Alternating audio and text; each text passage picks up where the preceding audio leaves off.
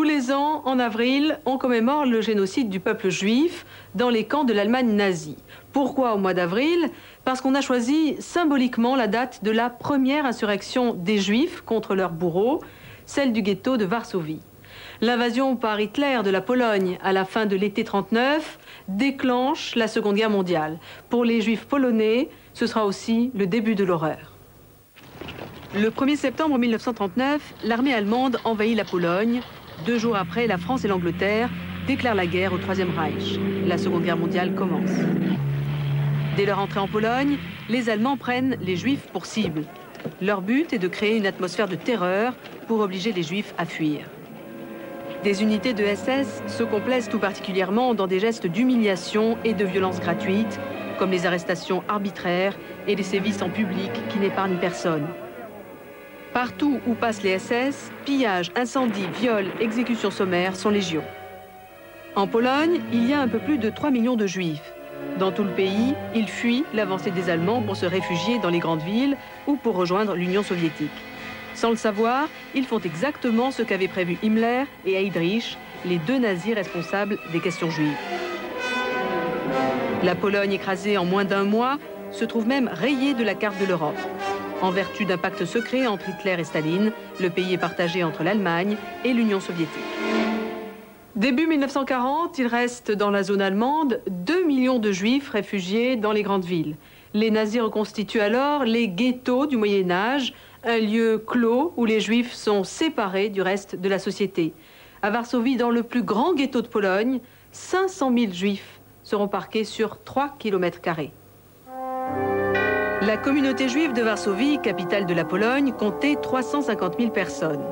Avec la guerre, elle a augmenté de 150 000 réfugiés. Les Allemands sont maîtres du pays et tous les Juifs doivent porter un brassard frappé de l'étoile de David sur le bras gauche. Les nazis imposent toute une série d'obligations et d'interdictions qui transforment les Juifs en véritables parias. Interdiction de travailler dans la fonction publique et dans l'industrie, interdiction d'acheter ou de vendre aux autres Polonais, interdiction de quitter la ville.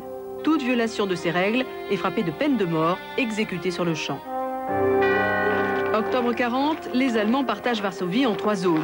Une pour les habitants d'origine germanique, une pour les Polonais, la 3e, la plus petite, pour les Juifs. 3 km², pour 500 000 personnes.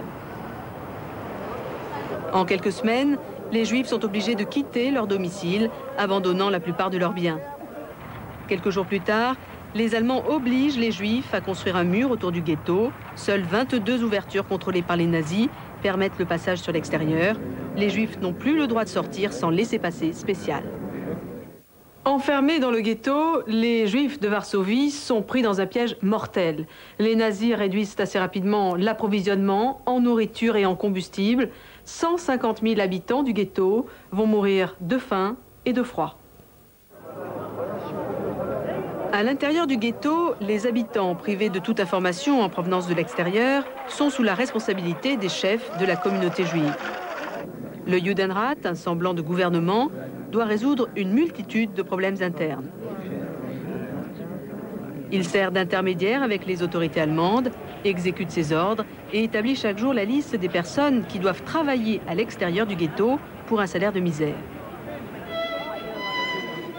Le Judenrat assure aussi, dans des soupes populaires, la répartition du peu de nourriture fournie par les Allemands. C'est lui encore qui perçoit les impôts, car les nazis lèvent sans arrêt des taxes.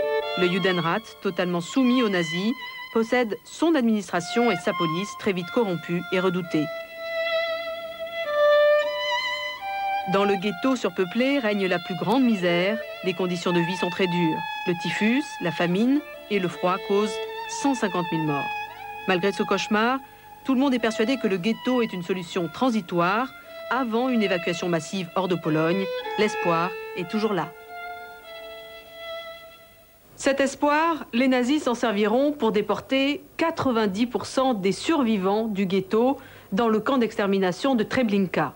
Pour ceux qui ne sont pas partis du ghetto, l'insurrection s'impose comme la seule solution.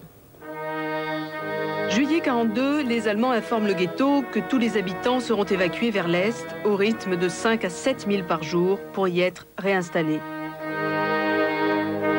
Pour l'immense majorité du ghetto, cette nouvelle est un espoir de sortir de l'enfer. En réalité, les Allemands ont fini de construire un camp d'extermination avec chambres à gaz et fours crématoires non loin de Varsovie, à Treblinka. 330 000 juifs du ghetto y périront. 2 mois plus tard, il ne reste plus que 20 000 juifs dans le ghetto, transformés en camp de travail épouvantable. Tous connaissent la terrible réalité et l'idée d'une résistance armée prend forme. Pendant 6 mois, quelques revolvers et grenades sont introduits, très difficilement. En secret, des abris et de véritables bunkers sont installés. Avril 43, les Allemands décident de déporter tout le ghetto. Ils ne s'attendent absolument pas à une résistance armée et doivent battre en retraite. 3 divisions de SS surarmées sont envoyées pour mater l'insurrection.